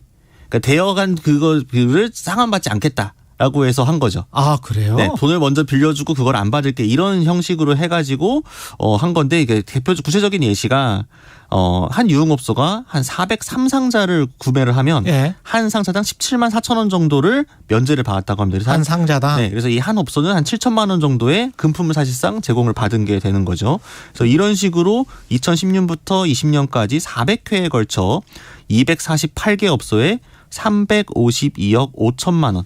또 이제 비슷한 자회사인 임페리얼 같은 경우에도 비슷한 기간 동안 400회 넘게 262억 원을 제공했다고 합니다. 경쟁사 입장에서 봤을 때는 이건 불공정 행위다. 그렇죠. 네. 쫙 깔아버리는 거네요. 그렇게 하면 이제 돈으로. 많이 사주게 될 거고요. 그렇죠.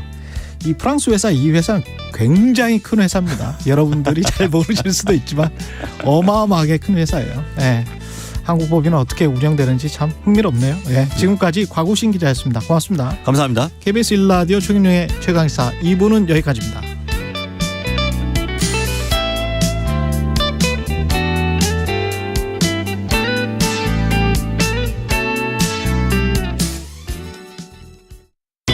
안녕하세요. 방송통신위원회 디지털윤리 홍보대사 조나단입니다. 로그인으로 시작해 로그아웃으로 끝나는 하루. 우리는 그 안에서 다양한 사람과 소통하며 각자의 세상을 그려나갑니다. 여러분의 디지털 세상은 어떤 모습인가요? 누군가는 거짓 정보와 악플로 불행을 그리기도 하고 또 누군가는 지식을 나누고 칭찬 메시지로 행복을 그리기도 합니다. 아름다운 디지털 세상을 그려낼 수 있도록 방송통신위원회와 함께 노력하겠습니다. 배려와 소통으로 함께 만드는 디지털 공간. 아름다운 디지털 세상은 나로부터 시작됩니다. 어이 김씨, 밭에서 뭐해? 인삼 경작 신고하려고 반면적 좀 재고 있었지. 그게 뭔데? 나도 해야 하나? 당연하지 이 사람아. 인삼 농사 짓는 사람들은 모두 해야 한다고. 인삼 생산량을 예측해 공급 과잉을 막고 수급 균형을 통해 농업인의 소득을 보장하고 체계적인 관리로 소비자에게 품질 좋은 인삼을 제공할 수 있도록 하는 인삼 경작 신고가 2022년부터 의무제로 전환되었습니다. 인삼을 경작하는 농업인이라면 재배지 관할 인삼농협에 신고해 주시기 바랍니다. 이 캠페인은 한국인삼협회와 인삼자조금관리위원회가 함께합니다.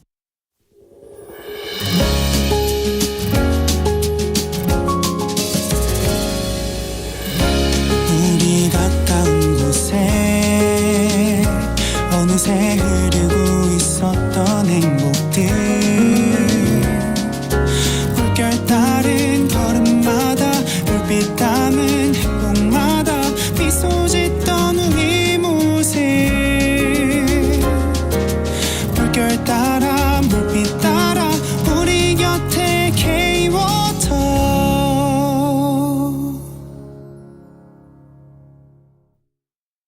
잠시 후 8시 반부터 일부 지역국에서는 해당 지역 방송을 보내드립니다. 대한민국 경제 오디션 내가 경제스타 K 특집 공개 방송 12월 25일 아주 특별한 크리스마스에 여러분을 초대합니다.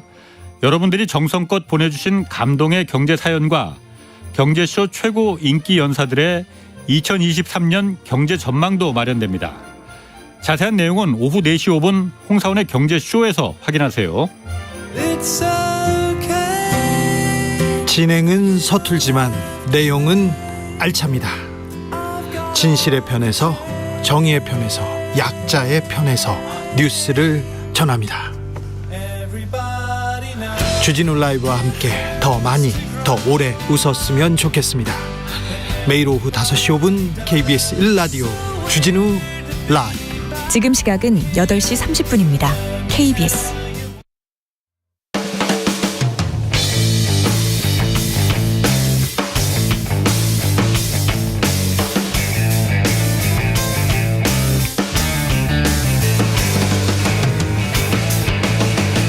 최경영의 최강 시사.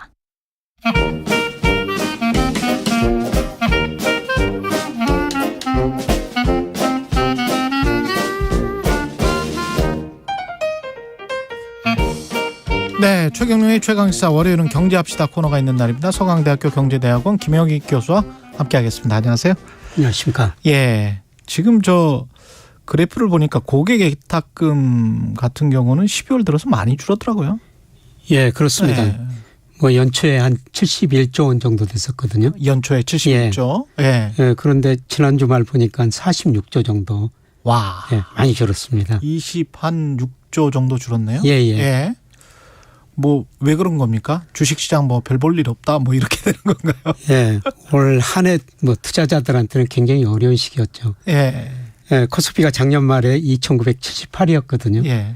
예. 그런데 최근에 그 2,134까지 떨어져 버렸어요. 아. 예. 그리고 지난 주말까지만 하더라도 코스피가 거의 20% 떨어져 버렸거든요. 뭐 우리나라뿐만 아니라 전 세계 주가가 그렇죠. 떨어졌죠. 예. 세계 그 평균 지수가 한 18% 떨어졌고요. 그 중에서도 우리 개인 투자자들이 많이 투자하는 코스닥이라고 있지 않습니까? 그렇죠. 이게 30.4%나 떨어져 버렸어요. 아. 이게 러시아 주가 다음으로 많이 떨어진 주가입니다. 전쟁을 일으킨 러시아? 예, 예. 그만큼 우리 주가가 많이 떨어졌고 참 힘든 한 해였던 것 같습니다. 러시아 그 다음으로 많이 떨어졌다는 거는 조금 좀 그럴 필요가 있으면 그럴 정도였습니까? 우리 경제가? 그 정도는 아닌데요. 그러니까요. 예. 좀 과민 반응하는 것 같은데. 예, 좀 가소평가 영역에 들어선 것 같습니다. 예. 코스닥 같은 경우는 그 과거에는 밸류에이션에 뭐 문제가 있다라고 생각하시는 분들도 있는데 이런 국면에 오면 또 저평가되는 기업들이 많이 나타나지 않습니까? 이렇게 되면 또. 예, 그렇죠. 예. 뭐 지수뿐만 아니라 종목별로 보더라도 뭐 저평가된 종목들이 많이 나타나고 있거든요. 그렇죠. 예. 예. 문제는 이제 제일 가격일 텐데 그 지금 현재 가격은 어떻게 보세요? 코스닥이나 코스피나. 예, 저는 뭐 저평가 영역에 들어섰다고. 저평가 영역에 들어섰다. 그래서 예. 작년 말에는 제가 우리나라 그 명목 GDP 주가하고 상관계수가 높은 일평균 수출 금액, 그 다음에 유동성, 예. 한 20-30% 가대평가됐었거든요. 예. 예, 그래서 저는 주식 비중을 작년에 좀 줄이시는 게 좋을 것 같습니다. 말씀하셨어요. 예, 예. 이런 말씀을 드렸는데 예. 올해 보니까 그런 경제 변수에 비해서 한 20-30% 코스피 기준으로. 예, 가소평가 영역에 들어서 버렸거든요. 그러니까 주가가 오를 때는 펀더멘털을 가대평가하고 그렇죠. 떨어질 때는 가소평가하죠. 그렇죠. 그러니까 작년에는 가대평가 영역에 들어섰는데 예. 올해는 이제 가소평가 영역에 들어섰다는 겁니다. 그렇죠. 이 자산가의 특히 주가라는 거는 연착륙이라는 게 없어요. 오를 때는 펀더멘털을 가대평가하고 그렇죠. 떨어질 때는 또 가소평가하죠. 예. 근데 올해는 지금 가소평가 영역에 들어섰습니다. 이런 게 이제 워런 버핏이 말하는 안전마진인데. 그렇죠. 안전마진의 영역으로도 들어가 있습니까? 그러면 과소평가가 돼 있지만 이 정도면 사도 별다르게 내가 크게 손해볼 영역이 아니고 오히려 오르는 것만 있다라는 안전마진의 영역에도 들어가 있습니까? 단기적으로 조금 더 떨어질 것 같습니다. 그렇죠. 그러나 멀리 내다보면 예. 저는 뭐 주식을 지금 싸게 살 수 있는 기회가 오고 있다. 예, 그렇게 말씀드리고 싶습니다. 근데 어떨까요? 현명한 투자자들이 많이 있을까요? 산타랠리 같은 이야기를 보통 하잖아요, 우리가. 예. 그런 이야기도 하지만 반대로 연말이어서 왜 이제 정산해야 되는 분들, 특히 이제 부자분들은 정산해서 좀 빼야 되는 분들이 많거든요. 세금 문제나 이런 것 때문에. 예. 예. 연말에는 주가 변동이 그렇게 크지 않습니다. 아, 그렇습니까? 뭐 펀드 매니저들 특히 미국 같은 데는 연말 휴가를 가거든요. 그렇죠. 예, 미리서 다 11월에 다 하죠. 예, 그렇습니다. 그렇죠. 예. 지금 아마추어죠. 지금 12월에 뭔가를 하려고 하는 사람들은. 예, 그런데 사실 올 한 해 우리 주식시장이 이렇게 많이 떨어진 거는 전 세계적인 인플레이션하고 금리 인상이었죠. 예. 예, 그런데 최근 우리 국채 수익률은 10년짜리가 4.6에서 3.5%까지 떨어졌거든요. 금리는 많이 떨어졌어요. 예. 그럼에도 불구하고 주가가 떨어진 거는 내년에 심각한 경기 침체가 올 것이다. 그렇죠. 지금 대부분의 전망기관들이 내년 경기 침체라고 보고 있거든요. 예. 그래서 주시장이 실물 충격 한 번 남아있는 것 같습니다. 금리 충격은 이미 충분히 받았는데. 금융시장에서는 충분히, 그러니까 주식시장 포함해서 금융시장에서는 충분히 어떤 반영이 됐다. 예, 그렇습니다. 예. 그렇지만 실물 경제는 반영이 되지 못했다. 아직 좀 덜 반영된 것 같습니다. 그게 이제 내년 1분기까지 좀 반영이 되고 주가 여기서 좀 더 하락하고 그렇게 되면 우리가 이제 주식을 정말 싸게 살 기회가 아닌가. 그러면 내년 1, 2분기 때 대해서 뭘 봐야 됩니까? 이제 뭐 금리보다는 경기에서 경제 성장이 어떻게 되느냐, 특히 그 기업 수익이 어떻게 되느냐. 예. 지금 저 이코노미스트나 지금 기업 분석 애널리스트들이 전망치를 계속 낮추고 있거든요. 그렇죠. 예, 그런데 제가 보기에는 아직도 끝이 아닌 것 같습니다.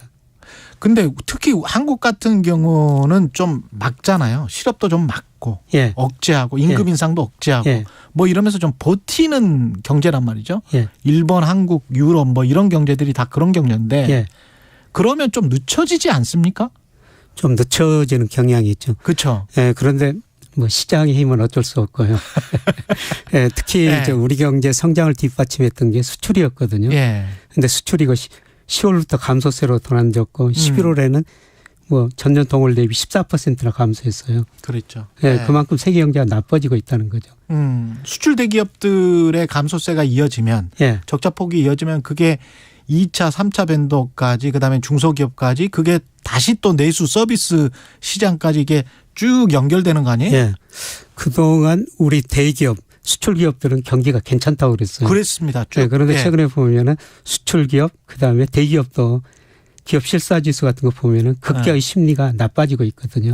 그래서 대기업이 나빠지고 중소기업까지 나빠지는 이런 과정이 아마 내년 상반기에 나타날 것 같습니다. 제일 걱정되는 거는 이렇게 가다가 무디스나 S&P나 이쪽에서 뭐 한국 신용평가가 먼저 하기는 힘들 테고 외국의 신용평가사에서 어떤 특정 기업, 믿을 만한 기업의 뭐 그레이드를 신용등급을 이렇게 좀 낮춘다거나 부정적으로 바꿔버린다거나 그럴 시기가 도래합니까?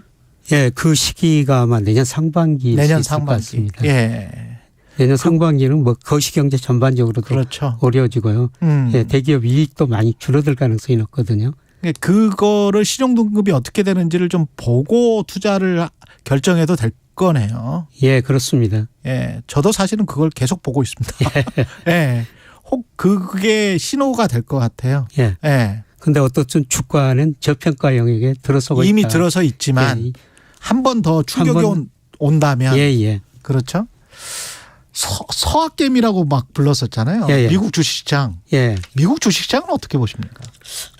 미국 주식시장은 우리 주가는 저평가 영역에 들어섰다고 말씀드릴 수가 있습니다만 미국 주가는 아직도 고평가 영역에 있는 것 같습니다. 아직도 고평가다. 그 흔히가 버핏지수라고 그러는데요. 그렇죠. 이게 주식시장 시가총액이 명목 GDP에서 얼마인가 작년 4분기에 334%였거든요.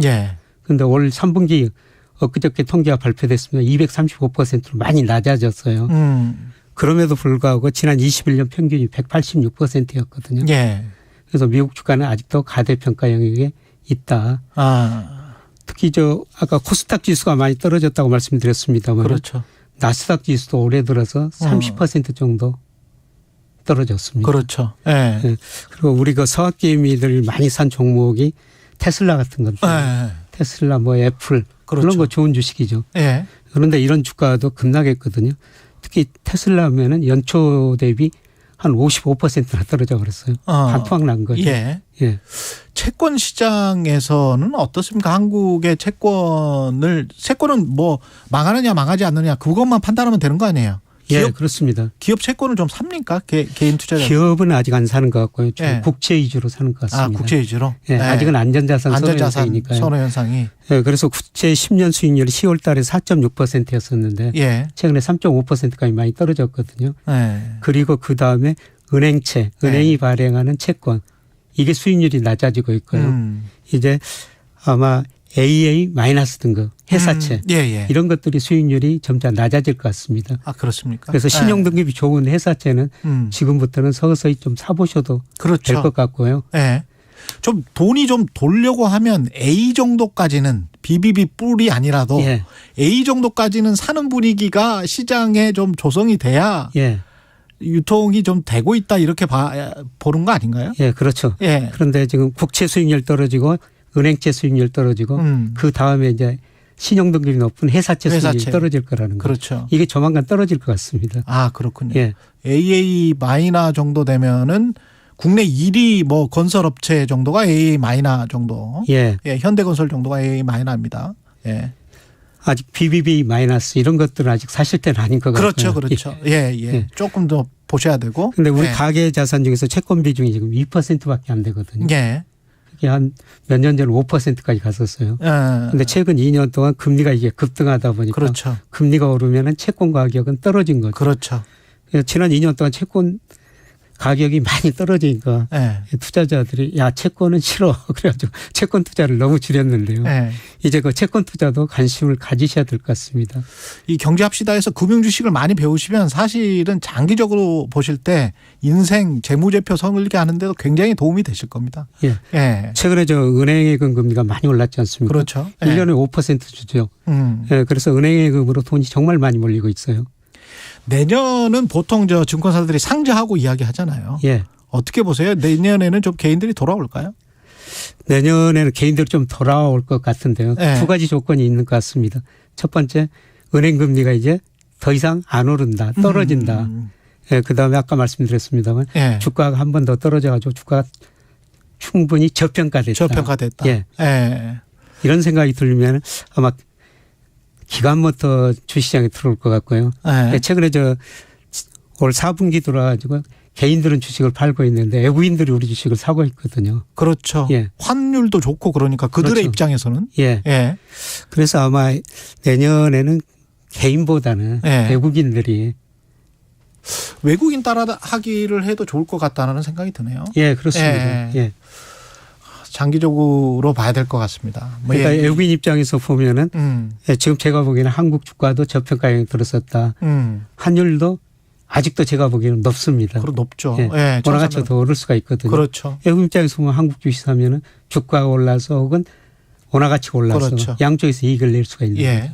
거기다가 그 아까 고평가됐다고 하셨으니까 미국 주식시장 같은 경우는 우리 입장에서는 그걸 아주 비싼 달러로 사야 되기 때문에 그 약간 좀 리스크가 클 수 있습니다. 지금 상황은. 그렇죠. 그동안 미국 주식 사가지고 미국 주가가 좀 떨어지긴 했습니다만은 달러 가치가 올랐기 때문에 손실을 어느 정도 상쇄할 수가 있었거든요. 그런데 제가 보기에는 달러 가치는 지나치게 아직도 높고요. 저는 2, 3년에 걸쳐가지고 한 달러 가치가 한 30% 정도 떨어지라고 보고 있습니다. 그럼 우리 1,100원대까지 갈 수도 있겠네. 뭐 제가 그렇게 떨어진 거라고 보고는 거는 지금 그 국제 결제은행 여러 가지 기준으로 보면은 지난 10월 말 기준으로 달러 가치가 한 34% 정도 고평가돼 있거든요. 이게 가격이라는 건 시간이 가면 결국은 제자리로 갑니다. 그럼요. 오늘 또 현명한 투자자 서강대학교 경제대학원의 김영익 교수님 말씀 잘 들었습니다. 고맙습니다. 고맙습니다. 이 시각 교통정보입니다. 오늘 도로 곳곳으로 사고가 많은데요. 교통량이 많은 시간대인 만큼 더 주의해서 운행하시기 바랍니다. 먼저 서울시내 동부간선도로 의정부 방면으로 상갱교에서 노원교 쪽으로 사고가 나서 3차로가 막혀 있고요. 월계 1교부터 어렵습니다. 강변북로 구리 쪽으로는 행주대교에서 동작대교까지 밀리고 있는데 1시간 20분은 생각하셔야겠고요. 올림픽대로 잠실 쪽으로는 동작대교와 반포대교 사이 1차로에서 사고가 났습니다. 이전에는 행주대교에서 한강대교까지 어렵습니다. 또 경부고속도로 서울 쪽으로는 죽저 휴게소 부근 5차로에서 사고를 처리하고 있어서 수원 신갈 나들목부터 서울 요금소까지 9km 사고 여파를 받고 있습니다. KBS 교통정보센터에서 김한나였습니다. 최경영의 최강시사는 여러분과 함께합니다. 짧은 문자 50원, 긴 문자 100원이 드는 샵 9730. 어플 콩과 유튜브는 무료로 참여하실 수 있습니다.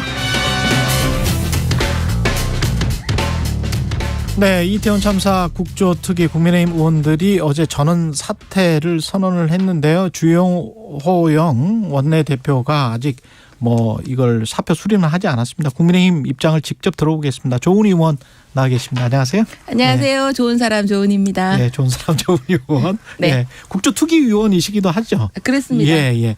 전원 사퇴를 하게 된 배경을 좀 설명해 주십시오.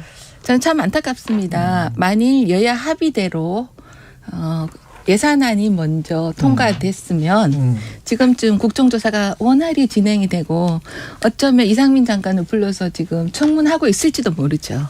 그런데 민주당이 왜 그럴까? 민주당에게 좀 묻고 싶어요.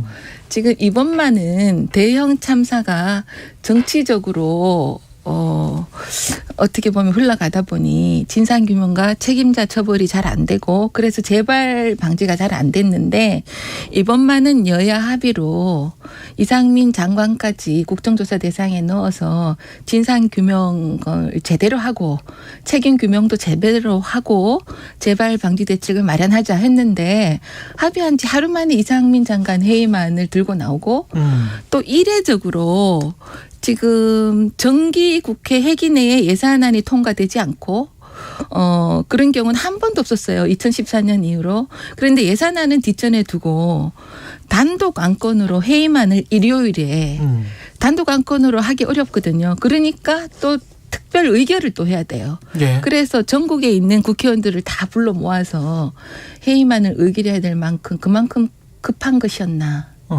나라를 구하는 일이 이 상민 장관 해임안을 하는 거였나 예산안보다 더 중요했나. 그러면 민주당이 국정조사는 이재명 구하기 국정조사 아닌가.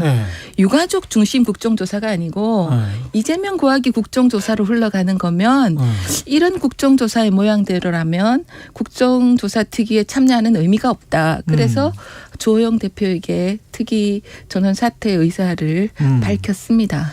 근데 반론 차원에서 이제 민주당 입장을 들어보면 그쪽에서는 이제 이렇게 이야기를 하는 것 같아요. 해임 건의안 제출과 예산안 처리와 국정조사가 어떻게 다 연계가 되냐. 연계될 필요가 없이 다 단독으로 해임안 건의는 건의대로 하고 그럼 대통령실에서 알아서 할 것이고 예산안 처리는 여야가 합의하면 되고 그리고 국정조사는 하던 대로 하면 되는 거 아닌가? 이렇게 이제 굉장히 민주당식 일방적 사고방식인데요. 아, 그렇습니까? 네. 국정조사와 예산안 처리가 연계돼 있는 거는 온 국민이 다 아실 거고요. 국정조사 합의할 때 예산안 처리 후에 국정조사를 시작하기로 합의를 한 거니까요. 예. 그리고 그것이 김진표 국회의장 주재로 합의를 한 겁니다. 그리고 그 국정조사 내용에 이상민 장관을 국정조사 대상에 넣었거든요. 예. 그래서 진상규명과 책임규명을 그때 한다. 이런 게 합의사항에 있는데 그러려면 국정조사 합의를 하지 말고 이상민 해임안을 먼저 의결하고 그다음에 국정조사 하자. 이렇게 했으면 그 진정성이 저희들이 의심을 하지 않죠. 그러면 민주당은 딴 말하고 있는 겁니다. 역으로 실효적으로 봤을 때는 대통령실에서 대통령이 거부를 하고 이상민 장관 해임안을 그렇게 되면은 지금 말씀하신 대로 국정조사에 현역 장관으로서 국정조사를 참여할 수 있게 되기 때문에 그러면 국정조사 자체를 거부할 필요는 없는 거 아니에요? 만약에 거부를 한다면 대통령이 대통령이 저는 거부하실 거라고 우리 당에서 그렇게 건의를 드리고 있고요. 예. 그런데 그러니까 왜 하냐고요. 실효성 없는 이상민 장관 해임안 건의안을 실효성 없는 걸 민주당도 알 텐데 왜 일요일 날 그렇게 쇼하듯이 하느냐는 거죠. 쇼였다. 네. 그러면 이 대통령실에서 거부를 하면 국정조사 물론 이제 사퇴는 하셨지만 그렇게 거부를 하게 되면 이제 원안으로 복귀가 되는 거잖아요. 결과적으로는 여하튼 그러면 국정조사는 하실 겁니까? 어떻게? 저는 1% 가능성은 열려 있다고 봅니다. 1% 가능성은 열려 있다. 예. 주호영 원내대표에게 저희가 사의를 표명한 거거든요. 그럼 앞으로 이제 주호영 원내대표가 예산안 처리와 또 여야 간의 협상 또 야당의 국조에 대한 진정성 저희들은 지금 야당이 국정조사를 하는 것이 유가족 중심의 국정조사가 아니고 이재명 방탄 국정조사라고 의심하고 있거든요. 아니 근데 유가족도 그 기자회견을 한 다음에 97명의 유가족이 이상면을 파면하라고 외쳐버렸지 않습니까? 유가족 뜻을 존중해야죠. 예. 근데 그 유가족이 책임 없는 장관을 파면하라고 하시지는 않을 겁니다. 그러면 이상민 장관의 책임 없는 장관을 파면하라고 하지는 않을 것이다. 네, 이상민 장관이 어느 정도 책임이 있는지 밝혀서 파면을 하라는 거지 무조건 파면하라고 말씀하신 진위는 아니다. 이렇게 저는 이해하고 있습니다. 그래도 이상민 장관을 파면하라고 했고 책임을 져야 된다라는 게 유가족들의 지금 계속된 일관된 주장 아닙니까?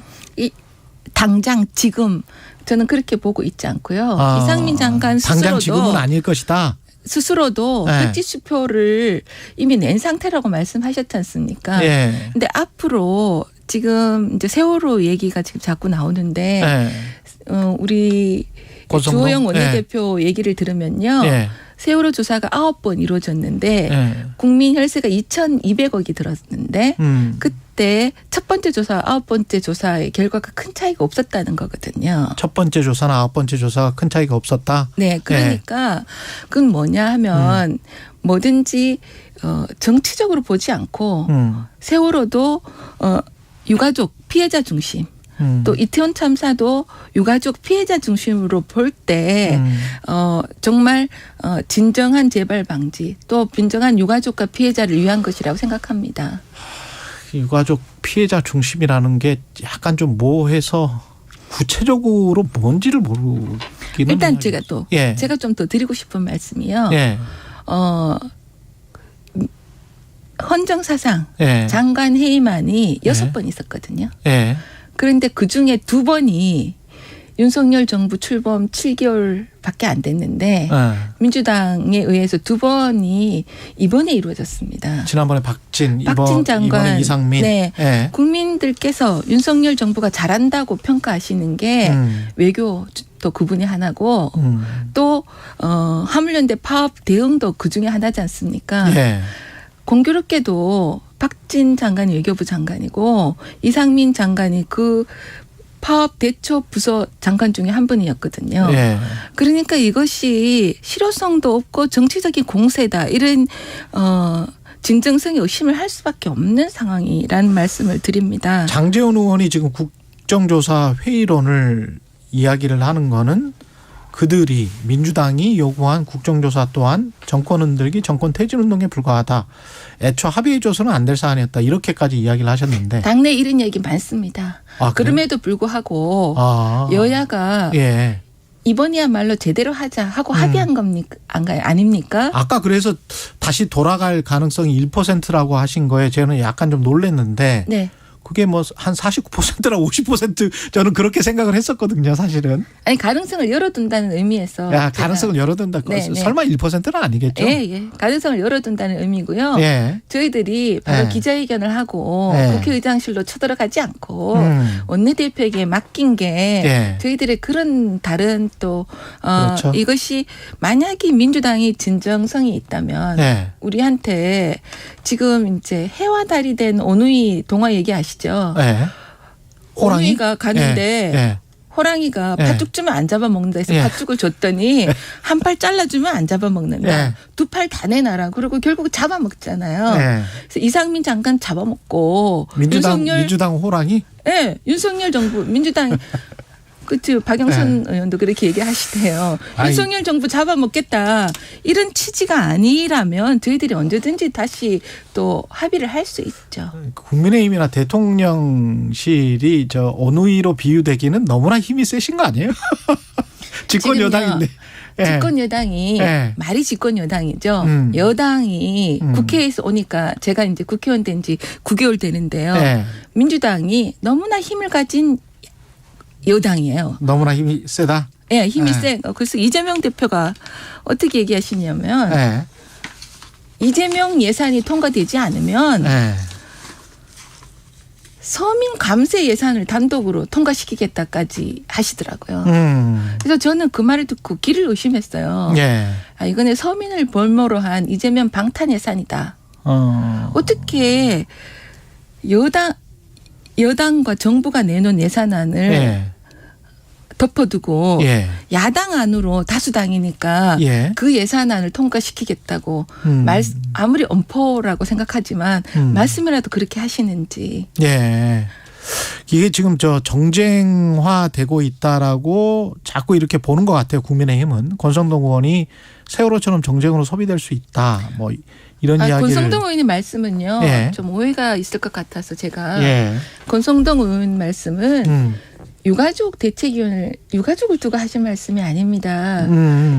어젠가 최근에 발족된 이태원 참사 시민대책회의가 발족됐잖아요. 그 시민단체를 대상으로? 그 시민단체가 그 주도하시는 분이 세월호 때 또 시민단체를 결성하셔서 대정부 시위를 하시고 정말 정치와 정쟁화 하신 분들이 많이 모여 있거든요. 그 부분에 대한 우려를 표명했던 거지. 유가족에 대해서 네네 그렇게 얘기하시지는 않은 그 맥락을 보시면 그렇습니다. 그렇군요. 국정조사가 저는 언론이 좀 이렇게 서로 소통해서 타협하는 걸로 이루어지는 걸 자꾸 이제 북돋은 게 언론이었으면 좋겠거든요. 그래서 제가 지난번에도 예. 국정조사는 예. 다 안 된다 할 때 국정조사는 열려 있다. 지금도 열려 있다고 말씀드리지 않습니까? 예산안 말씀하셨고 이제 국정조사도 말씀하셨지만 그것도 예산안도 분명히 타협할 지점이 분명히 있을 거 아니에요. 지금 윤석열 정부가 출범한 지 첫 예산이잖아요. 네. 그런데 2014년 선진화법 이후로 정기국회를 넘은 첫 예산이 되고 지금 이재명 대표는 본인이 정권을 잡은 것처럼 예산안을 편성하시는 거예요. 아, 그렇게 느끼고 계시다. 네. 알겠습니다. 국민의힘 조은희 의원이었습니다. 고맙습니다. 네, 좋은 하루 되세요. 예. KBS 1라디오 최경영의 최강시사 오늘은 여기까지고요. 내일 아침 7시 20분에 다시 뵙겠습니다. 저는 KBS 최경영 기자였습니다. 고맙습니다.